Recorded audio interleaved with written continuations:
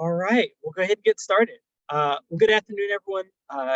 Want to thank you all for being here with us today. My name is Jameson Lowry of the Hunt Institute. I currently work with our Equity Initiatives team. And today we're going to be focusing in on our May Race and Education webinar focused on Asian American history in our school curriculum. With our Race and Education webinar series, we really try to focus in on equitable practices and policies within our school systems to address those systematic barriers that a lot of our students face within the field of education. So this webinar series is a way to kind of engage in dialogue-related policy and best practices to aid in developing sustainable practices for equitable education policy. So again, thank you all for being here with us today. In particular, our topic is focused around Asian American history, as May is the Asian American and Pacific Islander Heritage Month, a time in which we celebrate the histories of Asian identifying Americans and their contributions to this nation. AAPI month originated in 1978 when former President Jimmy Carter proclaimed a week-long celebration during the beginning of May. And then from there, in 1990, Congress passed a law expanding the observance of AAPI Heritage Month into a full month itself. And so the month of May was chosen because May 7th marks the arrival of the first Japanese immigrants to the United States. And then May 10th marks the completion of the first transcontinental railroad in the United States, which was predominantly built by Chinese workers during this time. So this month is a time to hear stories from Asian American communities and uplift AAPI voices, especially after the rise of anti-Asian American hate from the COVID-19 pandemic. The theme for this year's 2023 AAPI Heritage Month is Advancing Leaders Through Opportunity. And we're excited to have some prominent Asian American leaders here with us today to discuss the ways in which we can improve and increase educational resources for AAPI history in our classrooms.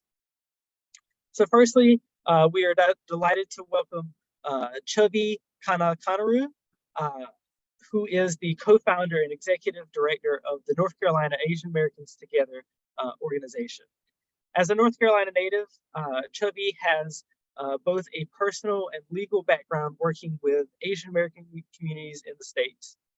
Her work in the voting section at the U.S. Department of Justice has sparked her passion for voting rights laws and language access for Asian American voters. We are also honored to have Tingyi Oi speak with us today. Mr. Tingyi is a retired social studies teacher and a high school administrator who has worked 35 years mainly in Northern Virginia. He is currently the education director for the 1882 Foundation, and he has received the Asian American Community Leader of the Year Award for the 2019, which was presented by Governor Ralph Northam and the Governor's Asian Advisory Board. He conducts leadership training and curriculum consulting in addition to his work with the foundation. And lastly, we are happy to introduce Senator Mohammed, the Democratic member of North Carolina State Senate's 38th District. Over the years, Senator Mohammed has been a tireless advocate for children and families, acquiring an intimate understanding of the challenges that everyday families encounter through his work as a former staff attorney and child advocate at the Council for Children's Rights. He is also a fighter for Indigenous people as an assistant public defender in Charlotte previously. So definitely glad to have you all here with us today. I'll actually open it up to allow you all to introduce yourselves if there's anything else you would like to say, and start with our first question for our webinar. Could you start our conversation by discussing some of the challenges Asian American students face in our current education system, and what is the impact of those challenges, and how can we start to engage in solutions to address those challenges? So I'll first turn it over to you, Senator Mohammed. So thank you so much for having me. It's always a pleasure to be with the Hunt Institute. You guys are such a fantastic organization. It's wonderful to be with this wonderful panel as well. Like you said, my background representing children and families. I've been a public interest attorney my entire life, and it's great to be able to bring that advocacy from the community in the courtroom to the North Carolina General Assembly. And when you talk about Asian American history and some of the challenges, I think it's important to have representation at the end of the day. I often believe that you can't be it if you can't see it. I've had some mentors in my life who've said that to me. So I think it's critical, especially for our young people, to be able to see the rich history of our country, the diversity of our country, which has always been our strength, the historical moments of significance that we had in the country. Because it's not enough for me, I think, and I think many Americans likewise would agree in North Carolinians that it's not enough to teach our children about America's founding fathers like George Washington and Thomas Jefferson. We've got to continue to go further by teaching our children about Black history, Latin American history, and of course, the Asian American history is always encompassing of that. So it's an honor and privilege to have this conversation with my esteemed panelists, and I'm looking forward to having the conversation. Thank you for that response. And then I'll turn it over to Mr. Tingyi. Thank you, and I appreciate also being here, and thanks to the Hunt Institute. I'd like to introduce myself. Many of you may have heard of the ABC, American Born Chinese. I take an additional letter on that, and I go American Born Chinese Dutch, because my mother was Dutch. And the connection was the Dutch East Indies. My father had moved to Holland back in the 1930s and met my mother during World War II and immigrated to the United States in that way. I think it's a helpful introduction to really the question of how Asian Americans really come to this country in a variety of different ways, some going back to the Transcontinental Railroad, others much more recently, particularly since both 1965, the immigration law that changed there, and after the opening of China in the later years and beginning in the 1980s, seeing large numbers of Asian Americans or Chinese Americans and other Asians from different places like Vietnam and other places of Southeast Asia and the subcontinent of Asia, all coming into the United States then. It's important, I think, for us to see, as Senator Mohammed has indicated, that there's this diversity within our population. Important to recognize it. So for me, one of the key themes really is, how do we all fit in? How do we really get to feel that we belong here? For so many years, the Chinese Exclusion Act made it impossible really for Chinese and other Asians to come into the country. And now it was a question of not just could they be here, but how do you begin to become a part of the American nation? And so that's, I think, a lot of where my interest comes into play when I'm talking about what kind of things need to be done in the classroom. Thank you. Absolutely. Thank you for that opening remark. And then I'll turn it over to Chavi. Yeah, thank you for having me on the panel. I think I will just add to the comments that have already been made. I mean, there's been a lot of conversation about the lack of representation. I think for our community, one of the other big concerns is being seen as the perpetual foreigner or being seen as the model minority. And I know that for generations, this has plagued us in terms of both people who excel and then people who don't have the same privilege but are assumed to have the same high level of education and high socioeconomic status. And having education in the schools is really important to sort of break down those myths and stereotypes about our communities. Also, there are cultural and language barriers in schools. We did a survey last year that found that 78% of Asian Americans in the state of North Carolina speak a second language at home. And I think maybe 30% are limited English proficient.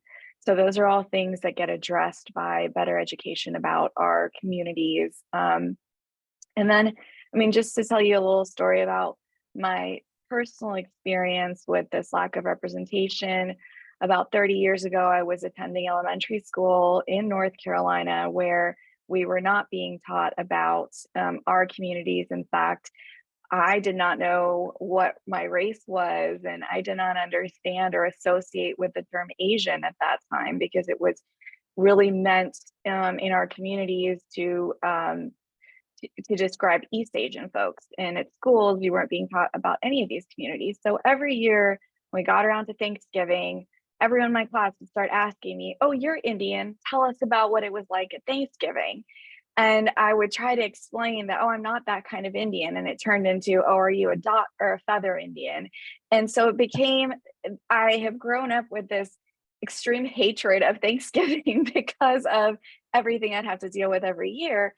But I have young children now who are going to schools where you're being taught about Lunar New Year and Diwali and Eid. And so just that level of education, especially at young ages, changes perspectives and really helps people have a wider worldview. And so I think those are some of the reasons that this is essential to include in education. Absolutely. And I appreciate those comments you had made, bringing your personal experience into it as well. Myself being Native American, I've had a very similar experience growing up in the classroom, and being asked these questions that kind of put you into a spot as a student. And that can be a challenge in and of itself. So thank you for that response. And so, of course, from all of what you all have said, there's a lot of different approaches and barriers that come with this topic. There's a lot of different things that need to be unpacked. But before we kind of touch in on that, Chavi, if you wouldn't mind, could you tell us more about your organization, the North Carolina Asian Americans Together, and specifically how your youth programs empower and support Asian American students within the state? Yeah, absolutely. So North Carolina Asian Americans Together, NCAT, is a nonpartisan nonprofit that's focused on empowering the very diverse Pan-Asian communities across the state of North Carolina through increased civic engagement, democratic participation, and leadership development. And our leadership development is specifically focused on youth, which are the largest number of AAPIs that are going to age into the electorate. We believe that there's crucial investment in the future of our communities by creating spaces for youth. So we have our 3-day-long Youth Leadership Institute, which is our annual program for youth age 14 to 18. We have a competitive youth internship program where youth create their own projects, and they've created things like the history of Black and Asian solidarity and Unpacking Caste in the United States, which is a workshop that was designed for South Asian American youth to learn more and have a dialogue about the history and implications of casteism in the South Asian diaspora. Someone created a children's book that helped destigmatize mental health. And then we also have a lot of other young people who are youth ambassadors throughout the state.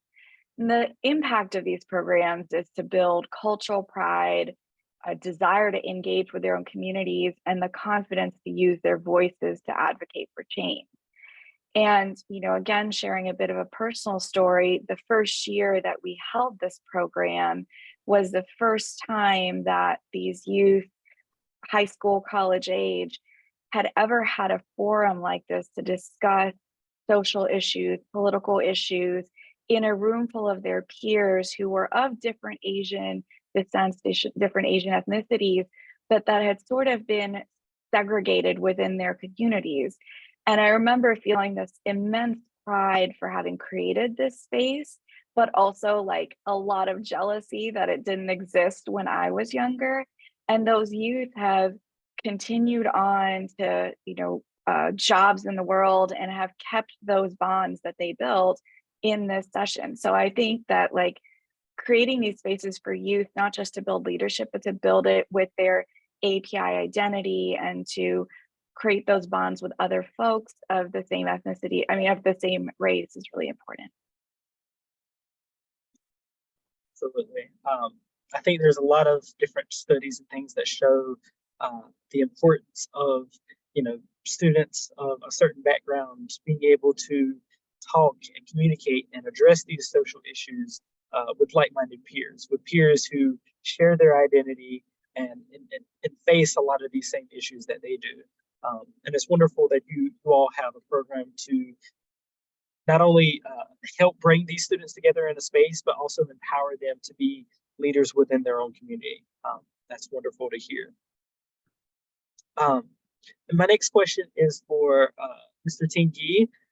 Could you speak more about the 1882 Foundation and the role your work plays in helping to achieve its mission? What are some of the specific strategies that you all use to promote inclusion within school curriculum? Thank you. The 1882 Foundation came about a dozen years ago as an effort to get Congress to apologize for the 1882 Chinese Exclusion Act and all the other exclusionary acts that followed until it was repealed in 1943, when it was rather inconvenient since we were allies with China, and not having its citizens be able to come into the country didn't look very good. So that's, I think, sort of the obvious thing. We were successful in that in 2011 and 2012, getting separate resolutions passed through Congress, and we really owe it to, in large measure, to the Japanese American community too, for having led the way in that kind of apology back in 1988. So this followed on the heels of that. With the success of that effort to get the apology from Congress, then we looked around and said, what other kinds of things can we do? And we have a program called Talk Story, which builds upon Hawaiian tradition of oral histories and people telling their stories. And it grew out of people telling their stories in downtown Washington, D.C., in the Chinatown area, and what kinds of experiences do they have that they can bring forward in speaking to this greater question of inclusion really within the Asian American community. And then we also had another piece that is moving forward as well. It's a heritage piece, recognizing sites within the United States that are important to the Asian American community, particularly the Chinese community. In the introduction, you mentioned the Transcontinental Railroad, and we had a big celebration of that back in 2019. And it's culminating really in an effort to get Summit Tunnel number 6, one of the important tunnels that was key to having the Transcontinental Railroad completed. And that's where some of the hardest and most difficult and dangerous and weather challenges were faced by workers, particularly Chinese workers during that time. That we hope to get designated as a National Historic Site. Right now, it's being endangered because it's not really a protected area, and it's fallen to graffiti and other kinds of areas since it's not currently being used as a railroad tunnel.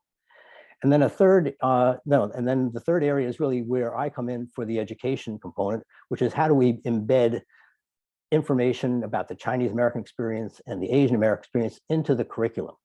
And I'll say this in advance of some other comments I'll make later, but a lot of it is meant not to try to be add-ons to curriculum. We know the teachers are so overburdened with trying to get so much into the curriculum already, but where do the stories, and really in conjunction with the title of this particular webinar, how do you make it so that Asian American history is really a part of American history? So those areas where it's really important to tell the stories involving Asian Americans, for example, Wong Kim Ark, who is the subject of the landmark Supreme Court case that established birthright citizenship, that really should be taught fundamentally as a part of the 14th Amendment and of the Constitution. It's not an add-on at all. It's just something that is fundamental to how we teach about American history.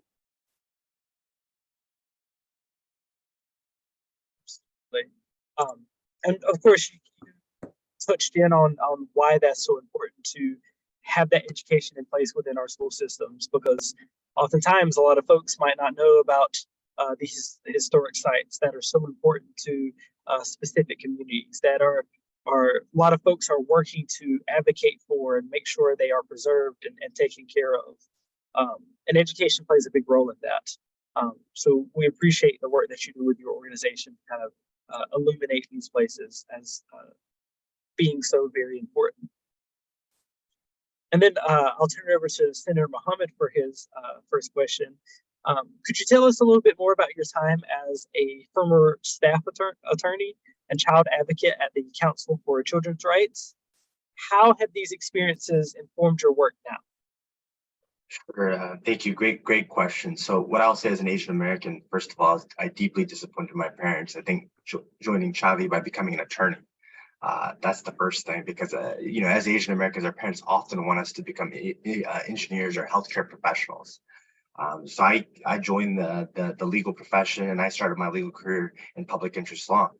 So you talk about the Council for Children's Rights. I think it's one of the most fascinating and educational experiences and life-changing experiences that I've ever had. Because when people, especially attorneys, represent someone in the justice system, oftentimes you hear about prosecutors working in the adult criminal justice system or defense attorneys working in the adult criminal justice system. Well, I had a very interesting lens by looking at the story of people from where it begins. As a child, I think the youngest child I've ever represented was 8 years old in our justice system. And to understand the systematic barriers when it comes to housing, healthcare, access to mental health services, and so many of the services that many North Carolina families rely on, even basic things like transportation, how those systematic barriers can be life-changing, life-altering, which potentially lead and push you through that school to prison pipeline into the adult criminal justice system, where you're eventually wearing orange jumpsuits. So we never thoroughly look at and analyze the reason why someone is in the justice system. So those are very fascinating experiences for me, and that really helped guide a lot of my work in the North Carolina General Assembly, help me understand how we could help make sure that we're building people in North Carolina, not prisons, looking at it from a justice system aspect.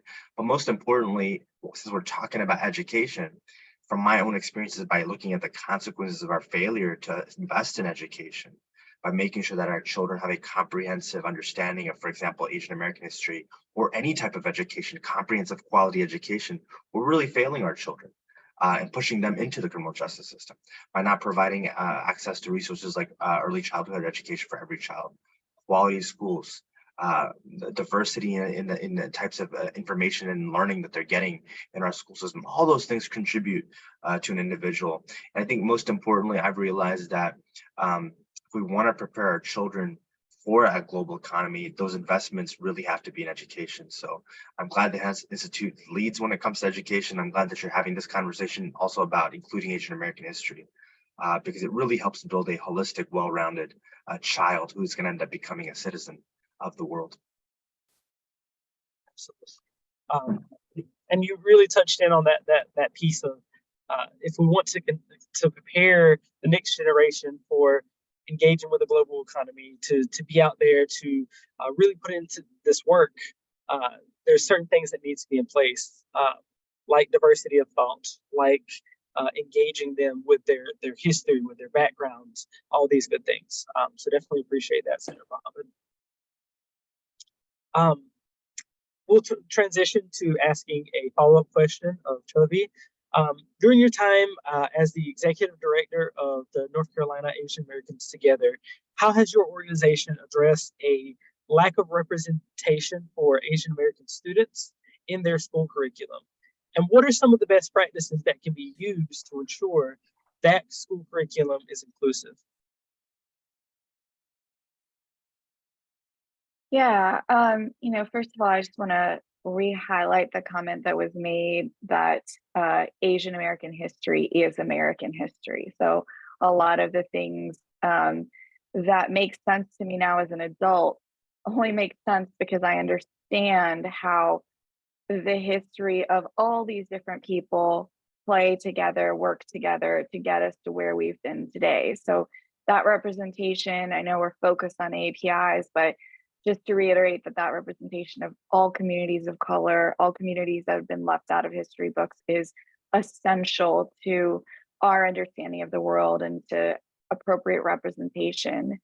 I think one of the, we talk about these issues year round, not just in Asian Pacific American Heritage Month, right? And we work a lot with college students. And one of the things we started off doing was to hold these educational workshops where we brought together people from all different backgrounds. It was not limited to APIs, but what we would do is go through a timeline of Asian American history. So events like the murder of Vincent Chen, or the railroad, the building, or the end of the building of the railroad, and just sort of all these different things in history. And then people would put up their own experiences alongside that timeline. And it would help them sort of understand some of their family's immigration patterns. It would also help people who are not AAPI understand how their family's history or their understanding, or where some of the stereotypes about certain communities might have developed. And so that's one of the things that we taught our youth to run these programs, and we still encourage folks to hold these sort of programs so you're having these conversations. The other thing is to advocate for policy that would lead to better AAPI representation. So Senator Mohammed was gracious enough to be part of our Asian American Lobby Day, which we've held twice now at the state legislature. And it's an opportunity for Asian Americans to have their voices heard and to attend hearings to make sure that when laws are being created, their perspectives are being taken into account. And we're also advocating for bills such as HB 619, I think, which is adding Asian American contributions to the curriculum in schools. And even if we won't be able to pass bills like that instantly, this is something that by even introducing these bills, it shows that there's an interest in the community to make sure this full history is being taught to our young people. And then I'll just go back to like a lot of the programs that we have empower youth to, do their own presentations in classrooms and to be able to bring up these topics themselves, because there is what you're being taught by the teachers and what's sort of the approved curriculum.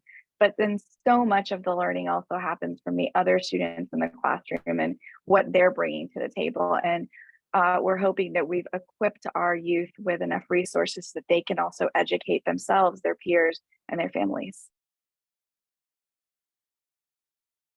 Absolutely. And again, that narrative of empowering youth to allow for them to lead that learning a little bit as well. I think oftentimes there's a lot that we can give to our students, a lot that we can teach them about, but there's also a lot that we can learn from them as well. So I appreciate that being such a predominant part of you guys' programming. Next for Team Yi, through your experience training teachers and administrators as an educational consultant, how would you recommend that public schools best serve diverse students, especially those that are navigating the intersections of race, gender, language, and culture? Yeah, the challenges are multifaceted. One of them, when you're talking about trying to make, say, curriculum more relevant to your student population, something that they can relate with, it's a real challenge. And one of the things that is mentioned also in the session description was the fact that there nationally fewer than 2% of the teaching population is Asian American. And when you come to the East Coast, frankly, it's 1% or less than that. Certainly, I think here in Virginia and in North Carolina, I suspect as well. So I often use the phrase that teachers can't teach what they don't know, and it's not their fault. But if they're not made aware of one of the things that, or of many of the things that are part of the background of this country that are important, then it's up to us to try to help give that kind of information through professional development and training and the workshops that we're trying to do through 1882 and a host of other organizations as well that are involved in this work. So how is it that you can translate that history in an effective way so teachers can have that as part of their resources to be able to teach it to their students? So that's one key factor. Another thing is to really, I think, recognize the diversity of the Asian American population. And we, sometimes fall back on just saying Asian American or AAPI, but it's really a much more diverse collection of people because Asia makes up so many different. So often now too, you hear AANHPI, Asian American, Native Hawaiian, Pacific Islander, to be more of a broader term to encapsulate or capture really the range of populations. But I think teachers do owe it to themselves to try to understand better, and administrators as well, the backgrounds of the kinds of students that you're facing, and trying to make sure that you understand what their backgrounds are, what the history of many of these groups are in America, because it's very easy, as I think what Chavi was saying about the stereotypes, perpetual foreigners. Well, for a Chinese American who's been sixth generation here in the United States, because they can trace their ancestry back to gold miners who came back in the late 1840s, that's a whole different story than maybe someone else who came over and is the child of fairly recent immigrants. So there are those challenges as well. Then one experience in particular that I think was very helpful for me to understand is my first administrative job was in an alternative high school. And I was surprised to see that 20% of the students in that particular alternative high school in Northern Virginia were Asian American. So that myth of the model minority finding success always in school just wasn't true for this pretty large segment of population in an alternative school. So how do you begin to recognize their needs and serve that population as well? And then we have also the language barriers that you're talking about. So for more recent immigrants, having children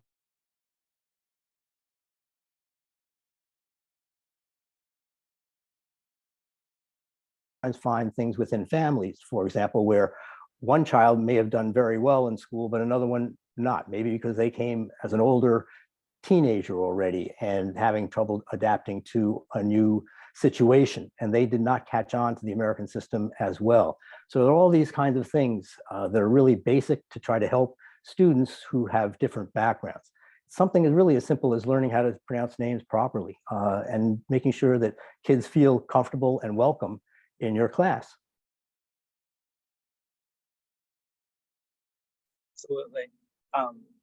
And you see that with a lot of different other communities as well, of facing a lot of these similar things, of language barriers, of difference in generations, of one person, one child in the family succeeding over another one.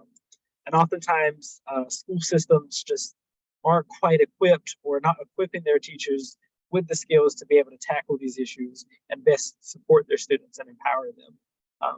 And it's wonderful to kind of hear how your organization, through its workshops and different teachers and things like that, are able to help educators feel a little bit more equipped, because it is certainly something that's not easy to tackle.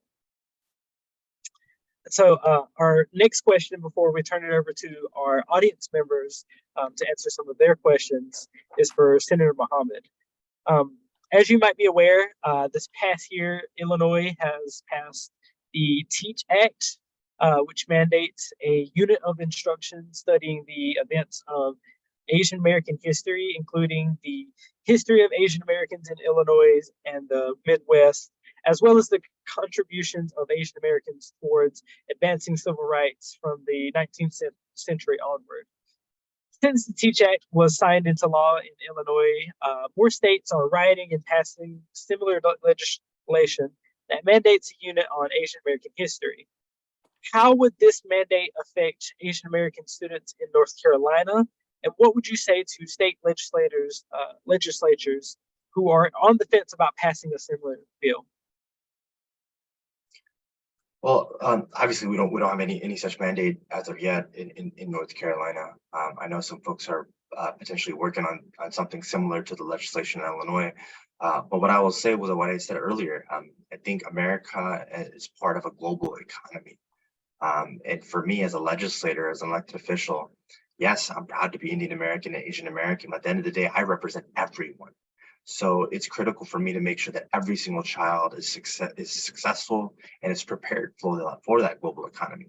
So for folks that are on the fence, I tell them look, America is a diverse nation. Like you heard Chavi talk about earlier, Asian Americans are part of that American fabric as well. And if we want our young people to be prepared for that global economy, being able to pronounce names, understanding basic etiquette, right? Understanding people's cultural norms, that's how we can make sure that America and North Carolina continues to thrive on a global stage. And I think regardless of political leanings, I think most Americans value a holistic education that is accurate and unbiased depiction of American history.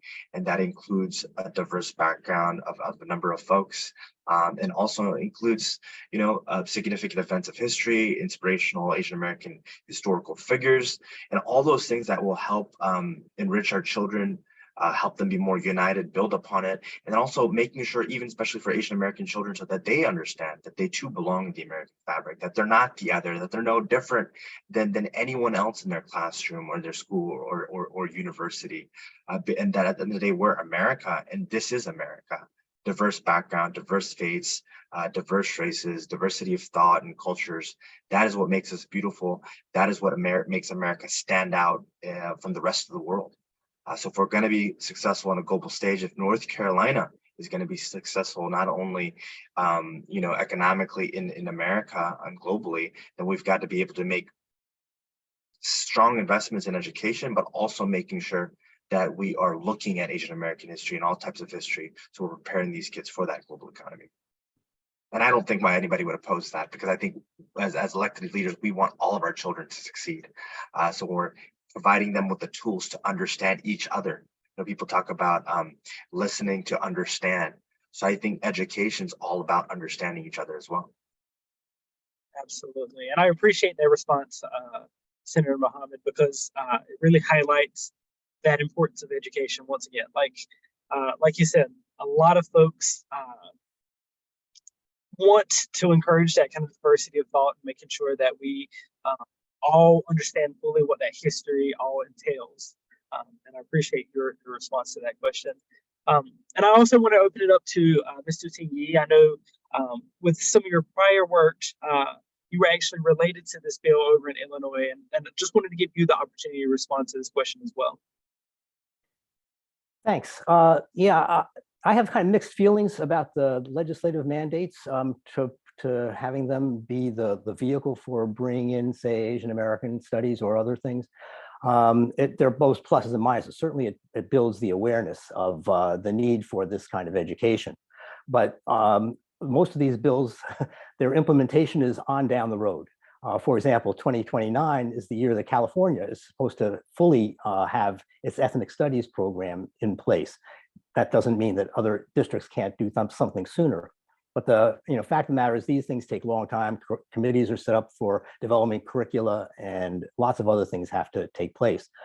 I really kind of like more of the approach of, if we can get to teachers and show them how the particular content that we're talking about has relevance to the standards in whatever state you're talking about, but it has a meaning to what you're going to be doing in your classroom, that's really a far more efficient way to try to get those things in. If I can kind of integrate a question here that I'm seeing, someone asked about, can we give a couple of examples about that? And I'll try to give you maybe two or three. I mentioned one before about Wong-Kim-Ark and birthright citizenship. That's a 14th Amendment constitutional thing that is absolutely part of the standards, whether you're talking about American history or government. But another one, for example, is when you're teaching about civil rights and you're teaching about, say, Plessy versus Ferguson and the lead up to Brown versus Board of Education.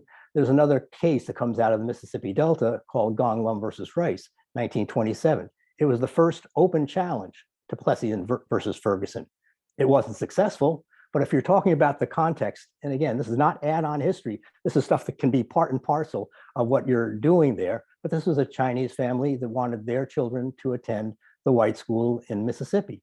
And it was an important case. Yes, they got turned down, but did it begin to set the stage for what eventually became Brown versus Board of Education? For sure. Another kind of thing that is often, or not even often, but sometimes mentioned as a kind of a factoid, but nothing more, is Patsy Mink, former congresswoman from Hawaii. And she's often mentioned, as I say, a factoid. She was the first woman of color to be elected to Congress.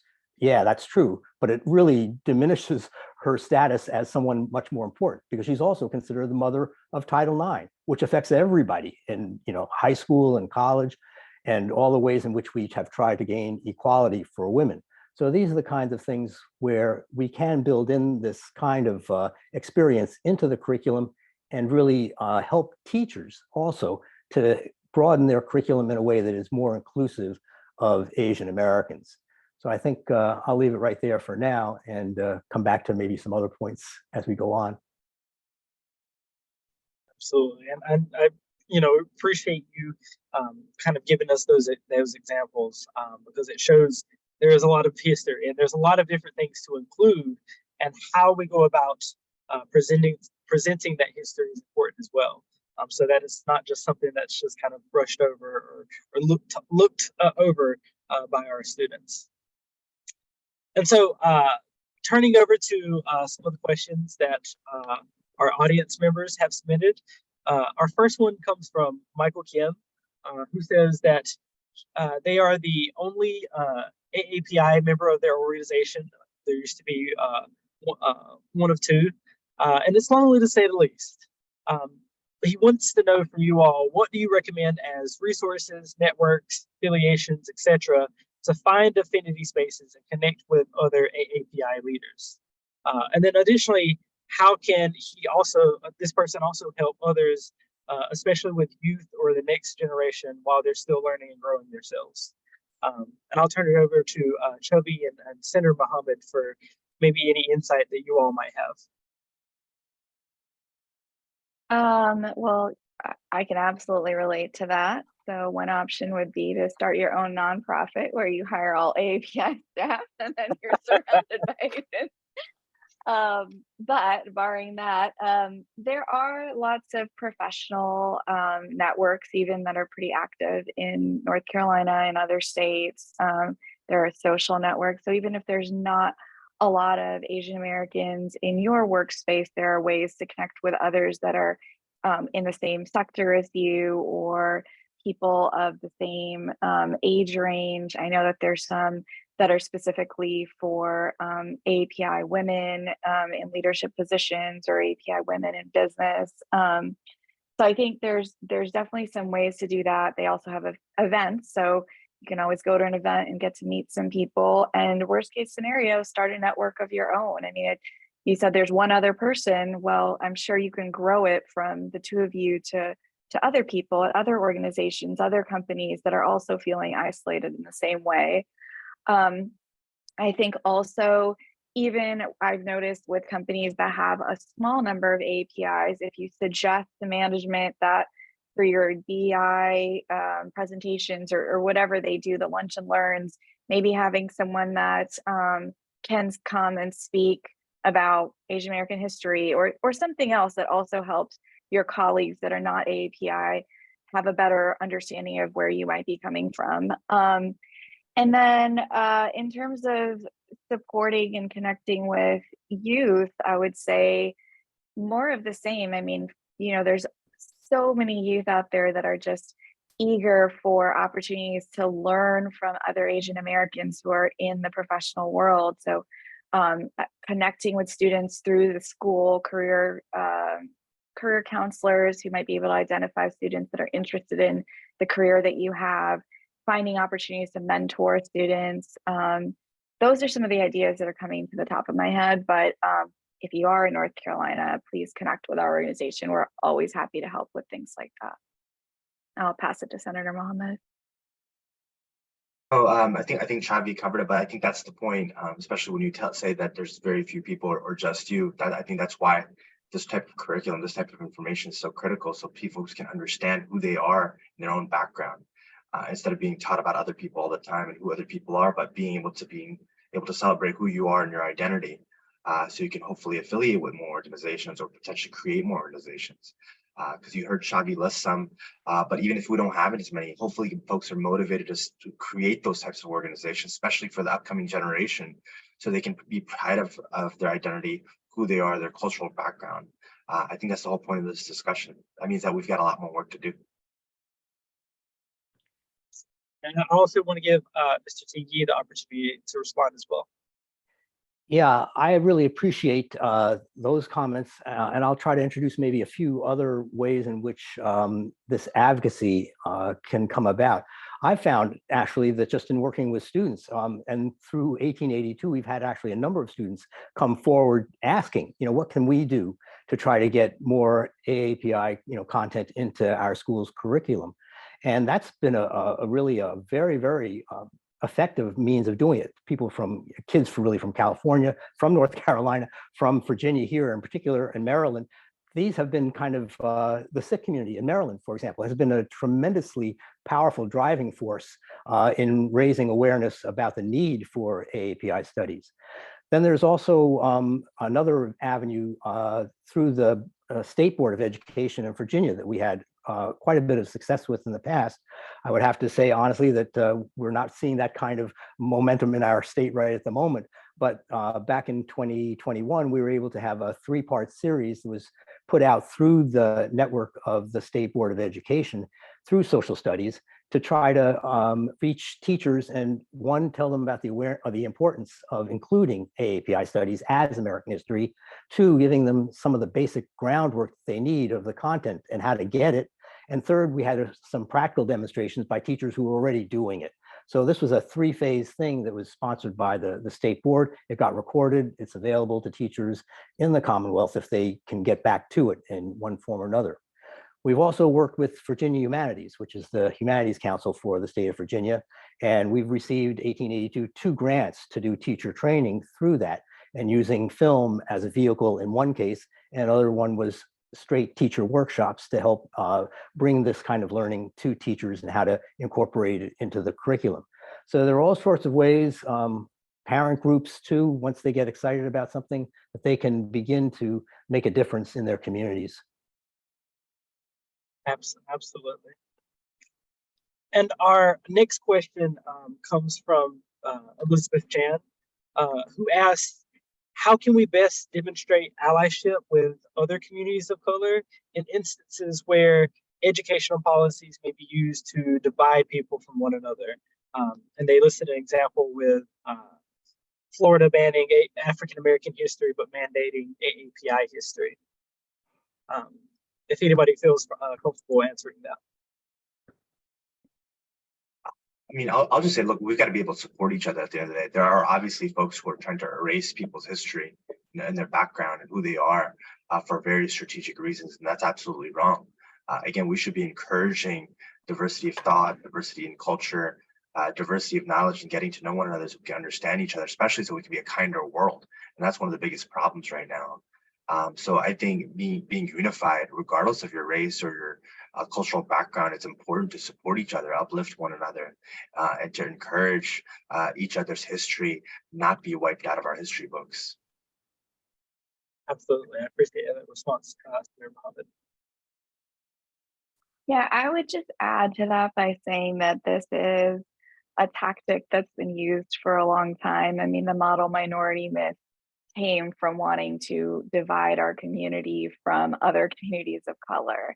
So I think we have to be aware that aware and intentional about maintaining solidarity with the other communities. I will say that at least personally, I don't support any efforts to promote AAPI history at the cost of leaving out other history of other communities of color. And I also don't think that's useful for us, because I don't think that we can understand our histories unless we understand the ways that they intersect. So I think there's ways to build solidarity between the communities. There are coalitions like BIPOC, biracial coalitions of folks that are advocating for better education. And I would join those and support those efforts to just make sure that whatever you're putting your time and energy into are efforts that bring us together, that rather than that support divisive narratives that pit our communities against each other.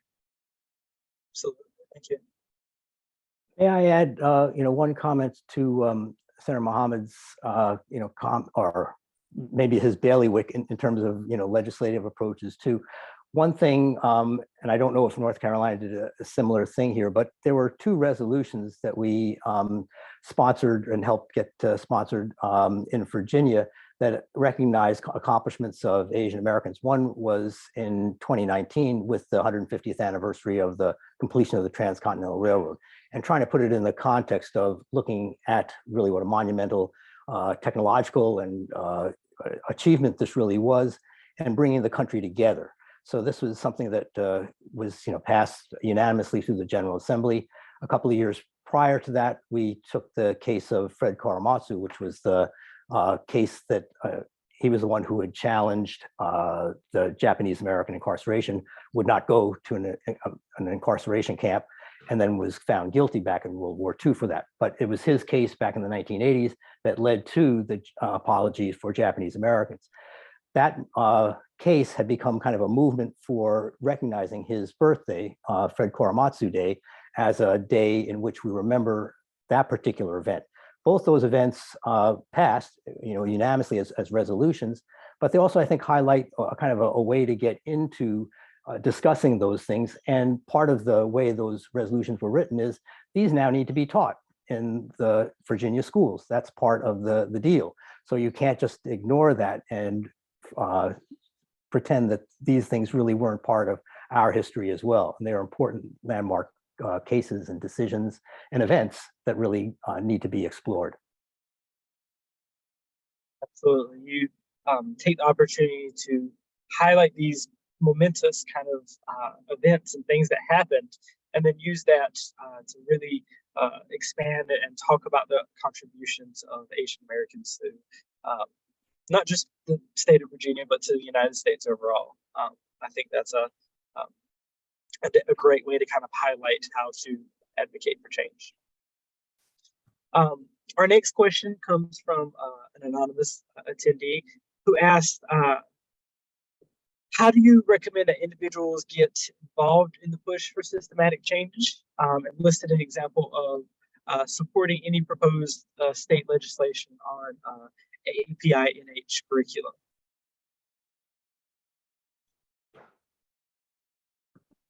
Well, I mean, being one of the legislators on the panel, I'm happy to speak on the issue. I'm sure Chavi will love to speak as well, because her organization has done a tremendous job as organizing. It all comes down to organizing at the end of the day. I believe Representative Yalu has some sort of legislation currently pending in the State House already related to Asian American history in our curriculum. So it's all about advocacy, reaching out to your local state legislators and your own delegation from your county that you're in, discuss your passion and your interest in the issue, and continue to have the conversations. But it all begins on building those relationships. It doesn't matter what your legislator's party affiliation is. It doesn't even matter if that individual is your particular legislator, but I think it's important to come build those coalitions with a diverse group of people. Like you heard Chavi talk about, I don't think we should sacrifice any particular group's history for another, but we've got to be able to push for comprehensive education, comprehensive history for all people, because that's who America and North Carolina is. It's all people. So building those coalitions with different groups, coming to the General Assembly and championing those bills and those legislations that's out there, and demanding that, hey, our kids are prepared for a global economy. We want our kids to learn and thrive and learn to understand each other, to make the world a better place. I think that's how you do it. But you got to build those coalitions with different groups, and then you got to do the most basic thing, and that's come and reach out to your legislator and have these conversations with them and demand this is what you and your community want to see happen. And you can work with amazing organizations like NCAN to help you field that organizing and figure out how to set up those meetings, or even ask the comprehensive questions that need to be asked. Absolutely. Definitely glad to have each of our panelists from different backgrounds who kind of represent some of these coalitions, represent some of these organizations that folks can be involved with as well. I'll add one point. I think that beyond the state legislature, also look to your local county governments or city governments, and what can be done to influence them. Because even though there may be a state curriculum, for example, in Virginia, the standards of learning, there's often a lot of leeway and flexibility at what local divisions can do and incorporate into their curriculum. And that's, I think, where student input, parent input can be very, very effective to let them know that, you're not particularly happy with it. One particular student who had come to us was able somehow in I think it was Western Albemarle High School outside of Charlottesville in Virginia, able to really kind of influence her own teacher, who was then able to influence the department and the school to basically kind of do an independent study along a particular topic and generate that kind of study on her own, which really, I think, speaks a lot to that particular student's abilities and talents, but also the willingness, I think, often of local officials, school leaders to support and promote those kinds of learning experiences for students. Absolutely. I'll add to that just super quickly, and appreciate the shout out, Senator Mohammed.